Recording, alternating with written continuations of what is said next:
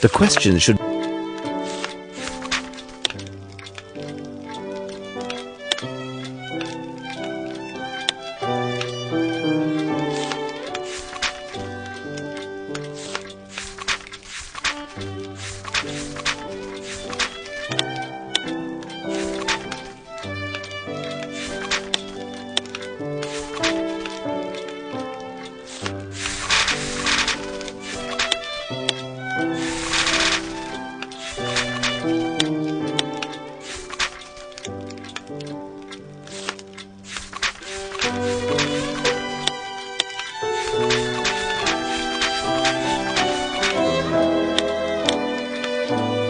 It is simplicity itself, Watson. We have answered all the questions.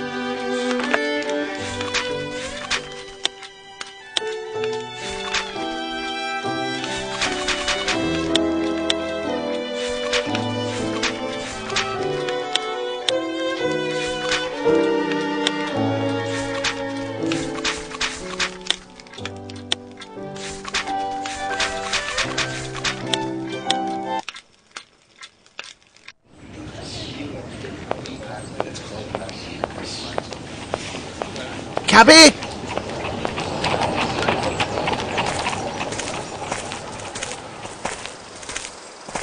Mr. Holmes, Dr. Watson, I feel relieved that everything is settled. The inspector told me that you were not as useful as you had hoped in this case, but you did your best, and I am grateful to you. Dear Lestrade, well, the inspector deliberately minimized my role in this matter so that I could reveal a secret to you. I wish Lieutenant Harrington could be here now, but... He had to leave for London on a very urgent business. But how could you know? It is my business to know, Miss Bromsby. Thus I am able to tell you about the case of the silver earring. Everything begins on that sad afternoon, which was to celebrate your birthday, and ended with the untimely death of your father. Miss Bromsby, you did not murder your father. I kissed your hand that day and did not detect even the slightest smell of gunpowder. I also discovered powder traces that proved the shot was fired from behind the second side door. You were not seen at that door, but where did the murderer go after taking his shot? Everyone who tried to exit through the side entrance found it blocked. According to witnesses and other evidence, none of the guests could have possibly been the murderer, because they were all present in the ballroom. No one left through the service door, and traces confirm that no one could have fled by using the staircase. The windows in the kitchen, as elsewhere in the manor, were appointed with thick bars, thus they offered no escape. So did he vanish into thin air? In fact, one of the parties did leave the ballroom and went to the kitchen corridor. He left to meet his accomplice, who was not an invited guest. This accomplice was a professional actor who was disguised to resemble our missing invitee. This guest hid under voile in the shadow of a statue and waited for his moment. Meanwhile, his twin acted out his part in the ballroom and provided the murderer with a perfect alibi. When the killer heard the applause, he left his hiding place, aimed, took his shot, and hit his target. It is important to know that the actor was well placed at the manor. He secured entry to the manor by impersonating a French head waiter. Using his position, he persuaded those in charge to use long tablecloths and to arrange the tables in a most peculiar manner. When the shooting occurred, our actor joined the crowd and rapidly crept across the room, concealed under the tables. As he neared the side door, he rose from beneath the last table and acted as if he had been jostled and fallen. However, as he stood, he accidentally snagged a small piece of his dirty glove upon a chair. When he arrived at the door, which was held closed by the murderer, he tapped on it using a prearranged code and was allowed entry. He exited to the corridor while his partner continued to hold the door shut against all others. The actor discarded his disguise in the deep kitchen well, helped himself to 2 bottles of excellent whiskey, and quietly went outside. The assassin waited several minutes. Then, in the last seconds of the confusion, he returned to the ballroom. Thus, we have the crime committed by an individual whom everyone swears was in the room when the shot was fired. But this agrees with my conclusions. Richard is an actor, and everyone swears that Grimble was in the room. I didn't consider the course of events as you described, Holmes, but admit it, our deductions agree. Moreover, both of these suspects are similar in size and manner. Your theory presumes that Grimble is an excellent shot, which is false. It also takes on faith that Sir Bromsby had discovered the misappropriations, supplying Grimble his motive, but irrefutable proof that neither Grimble nor Richards were guilty waited at Horace Fowlett's, the matter of his pillow. But there was no pillow at Horace Fowlett's. Nevertheless, Mr. Fowlett slept with one.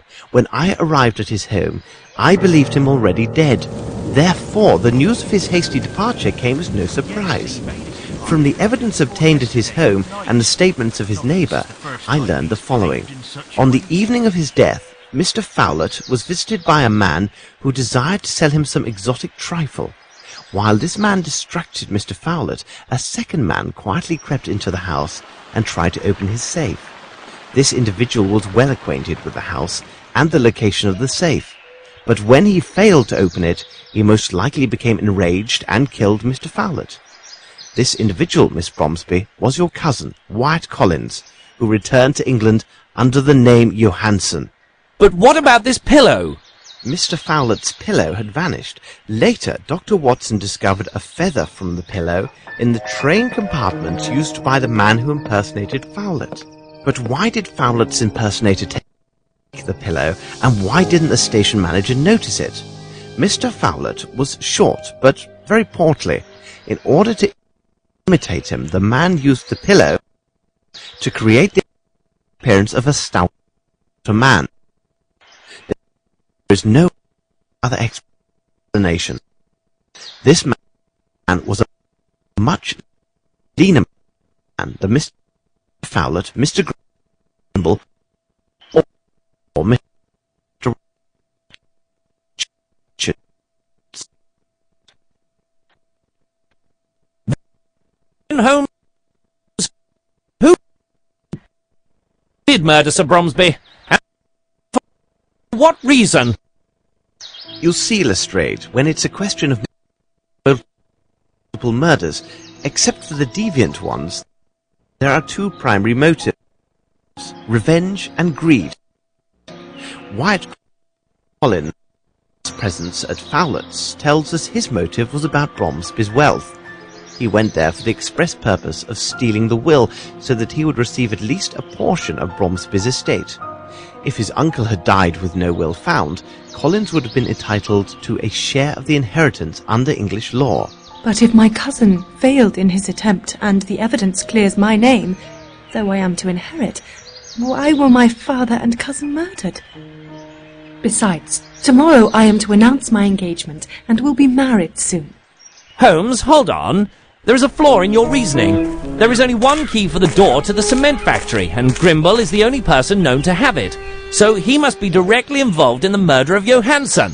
I mean Collins. Is that true, Lestrade? Mr. Richards told me that there was indeed a second key which was lost. And have you forgotten the murder of the barman hunter? A young man without any criminal record, whose sole interests were painting and flowers. Why was he murdered in cold blood, with no signs of forceful entry or theft at his lodgings? Simply put, he was killed because he was present when your father was murdered. But why Hunter? What did he see or hear? And above all, how did he acquire the earring of Miss Veronica Davenport, the leading actress of the Fairfax Theatre and Dwight Richards' mistress? I can stand this no more. My thoughts are dazed. Will you finally reveal who murdered my father? The murderer? Here he comes now. I understand your feelings of incredulity, but I have never been more serious. You must know that the first person who enters this room is the murderer of your father, Miss Bromsby, and I will provide irrefutable proof of their guilt.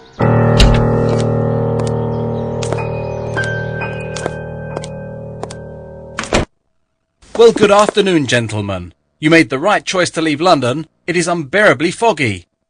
But Lavinia, darling, what's going on? She knows. But how? I mean, what? What does she know? I don't understand. Whatever do you mean? Oh no, you understand me clearly, Mr. Harrington, and you also, Spencer. Or should I say, Mr. Jeffries? Explain yourself, Mr. Holmes. What a monstrous misunderstanding. Oh, I've just explained myself to Miss Bromsby about the truth of her father's murder, but I can tell the story again from the very beginning. It begins several years ago. Wyatt Collins, the nephew of Mr. Bromsby, is forced by his uncle to leave England for South America. His hatred is fostered by the ingratitude he perceives in Sir Bromsby. Wasn't his uncle's career financed by his mother's money? In Collins' mind, Melvyn Bromsby owes him an eternal debt of gratitude, and was thus obliged to finance Collins' indolent lifestyle, fulfilling his every need. Here is our first criminal, Wyatt Collins. Then we have you, Mr. Harrington. You were a brilliant student at the military academy, and are an excellent shot, are you not? You were the only person at the reception with sufficient skills to make the shot that took Sir Bromsby's life.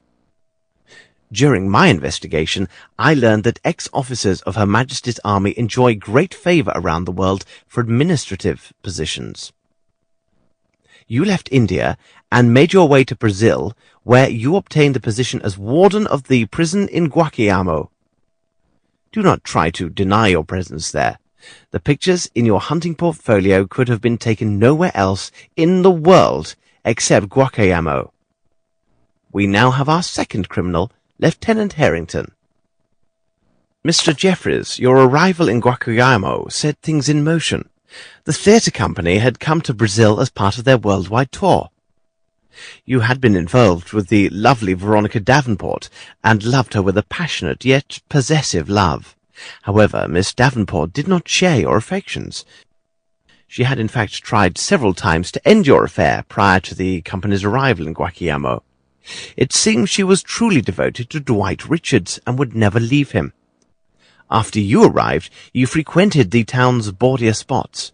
This is where you first met Mr. Harrington, and you quickly became close companions. It seems tedium and heartbreak do bring certain people together. After the performance, maddened by alcohol and grief, you killed Miss Davenport because she had rejected your love. You then fled to your newfound friend, the warden, to confess your crime and beg for his help. In a show of friendship, he helped dispose of her corpse and directed suspicions towards your rival, Dwight Richards. Afterwards, you lay low, leaving the others to believe that you had been killed or had gone missing. You stayed hidden until they had departed, and you must have kept Miss Davenport's earring as some morbid souvenir. No doubt you also retained not only the key to the Fairfax Theatre, but the keys from Aston's, where you had been employed several years earlier. Here, then, is our third felon, Mr. Jeffreys. Life was difficult in Brazil for our trio. Mr. Jeffreys rarely went out, Mr. Harrington's men were talking behind his back, and Mr. Collins' funds were inadequate. One evening, Collins spoke of his cousin, who, in a few months' time, was to return to England from finishing school. She was also the sole heir to one of the greatest fortunes in England. Imagine these three men besotted with alcohol, considering the wealth that would one day pass to this slip of a girl. A terrible plan was devised. Several days later, they left for England, false papers for two of their party in hand, resolved to seize a portion, if not all, of this great inheritance. Incredible! Yes, incredible, and horribly true. At first, their plan was to forge a duplicate will or destroy the original, so that Mr. Collins would receive a share of the estate. This would happen soon enough, as they would murder Sir Bromsby at his daughter's birthday reception. It was essential that Collins enter the country under false papers, so that neither his uncle nor the authorities would be alerted to his presence in England. This would avoid any suspicion attaching him for his uncle's death when he arrived to claim his inheritance. They quickly put their plans into effect. Mr. Jeffreys arrived at the household in the guise of a stylish French head waiter and studied the lay of the manor. Mr. Harrington, the assassin, would accompany a person with rather poor eyesight to the reception, so that the illusion of the fake Mr. Harrington would go unchallenged. As the head waiter, Jeffreys was in a unique position to study the guest list. He quickly learned that two of the guests, Miss Rowntree and Colonel Patterson, had both poor eyesight and were unaccompanied. Lieutenant Harrington was quite busy in the days before the reception. He courted Miss Rowntree with great dedication and made fast friends with the Colonel. He hoped to secure one, if not two, invitations to the reception. Your arrival as the Colonel's guest was your first error, Harrington. Is it credible that a young officer who left the army because of his hatred towards all military authority would easily befriend a man who embodies everything that he detests? But your efforts bore fruit, and you obtained your invitation. Mr. Jeffries, as head waiter, took great care that the tables and tablecloths were arranged specifically to accommodate their schemes. Mr. Jeffries then secured the disguise for his role as the false Lieutenant Harrington. He remembered that an officer's uniform, similar to Lieutenant Harrington's, and a red wig, identical to the colouring of the lieutenant's hair, were in storage at the Fairfax Theatre. He learned that the company had taken up residence at the site of the old Aston Theatre, for which he still had the key. It was therefore a simple matter for him to acquire these items for his masquerade.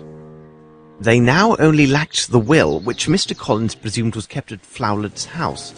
Their plan was to take these papers prior to the murder of Sir Bromsby, so that Flowlet would be unaware of either their presence or a substitution until it was too late. But things went badly. Mr. Jeffries tried to divert Mr. Flowlet, but he must have been alerted by some noise, as Collins struggled vainly to open the safe. Upon being discovered, Collins killed Flowlet on the spot. The two conspirators then left the house in such a way that witnesses believed it was Flowlet himself who had left.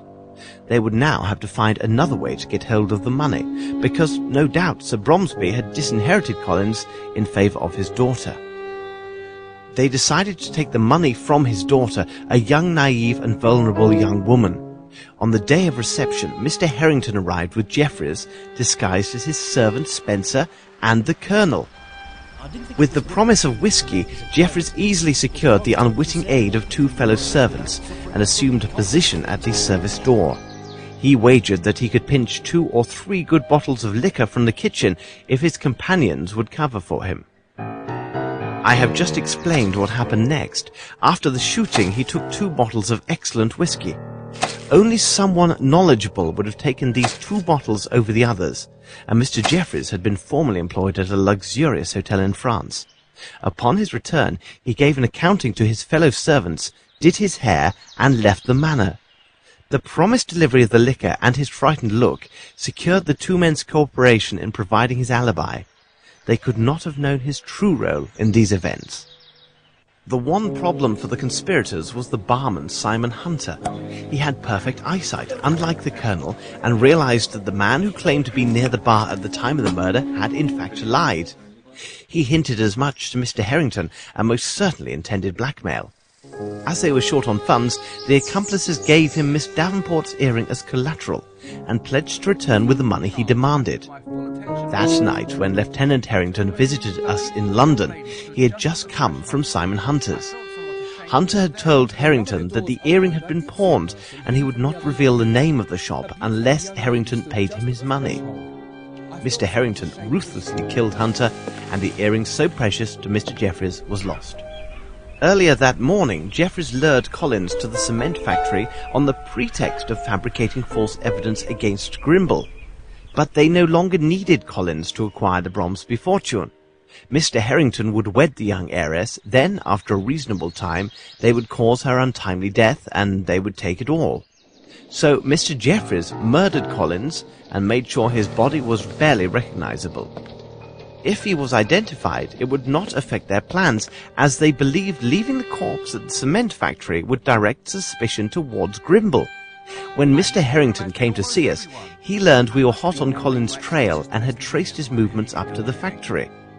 He assumed we would go there within the hour, and left to quickly round up his associates and devise a plan. Jeffries, from his days at the Fairfax Theatre, knew an Asian of questionable talents, who had no visible ties with this case, and could attack us without drawing suspicion their way. We avoided this attack, and from that moment I was convinced of Lieutenant Harrington's involvement in the conspiracy. The last elements of proof were revealed at the vagrants' camp near the monastery outside of London. Mr. Jeffries had tramped through England in his past, and might have thought to hide Collins in the forest near the Richmond's Abbey. The very day that I was there, he tried to destroy all evidence of Collins' murder. Fortunately, he did not manage to destroy everything. It seems Collins, foreseeing his possible death, left a small surprise for his accomplices.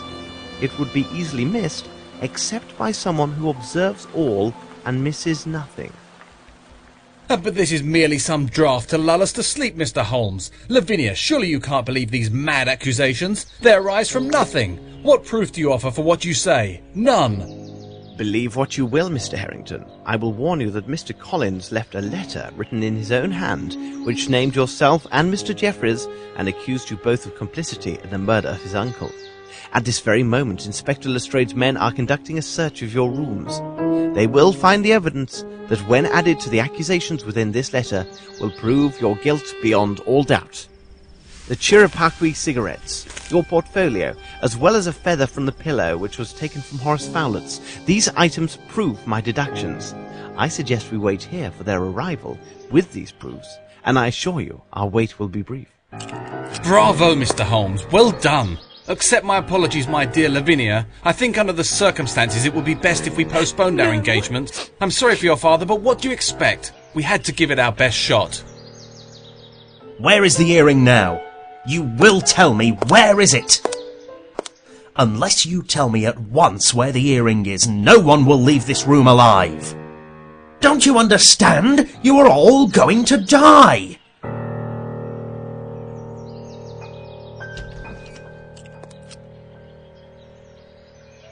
They are all yours, Lestrade.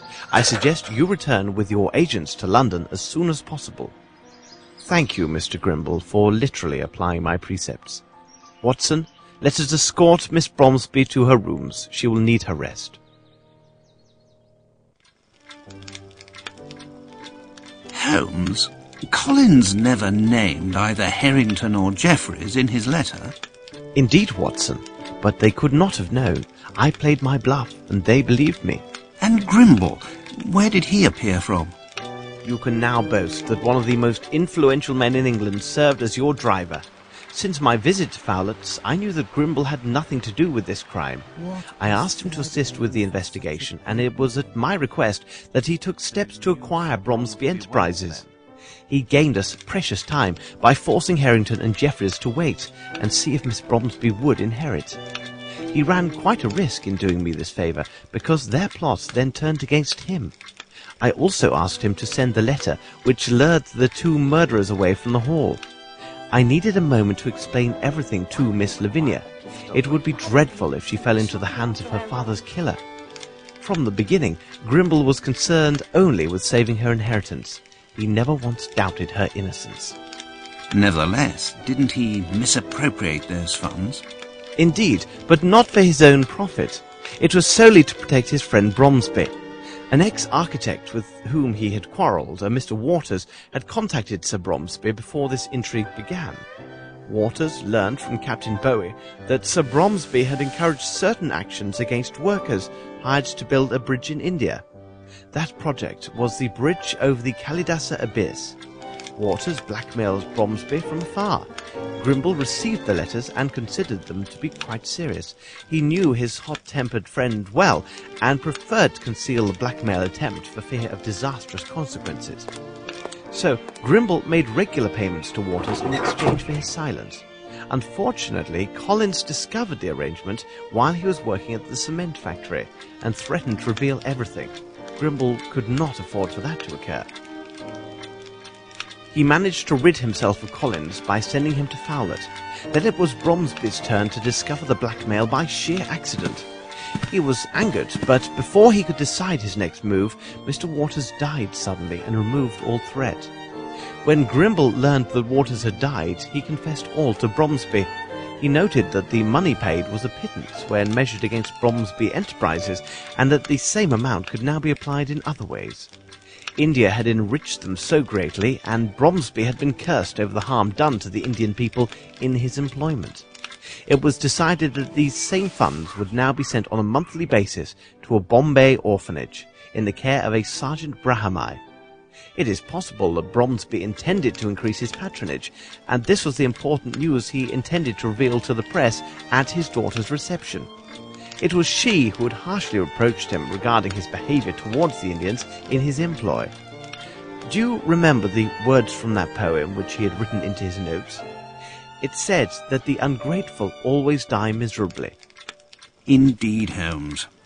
But there is one thing that I still don't understand. Why did you ask Lestrade to put Richards behind bars?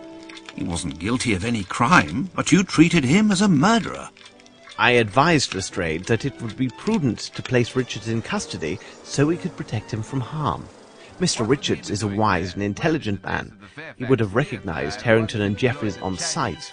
When he realized that Jeffries was alive and that I possessed the missing earring, he would have drawn the same conclusions as I. So this investigation would have been stopped killed by one or two more murders. I see. Well, Watson, you seem to know everything. Tell me, please, that small missive which I can see on the desk. It contains 2 invitations to the opera's opening night, does it not? If so, we shall finally have our opportunity to hear this marvellous soprano. Well, what do you say, Watson?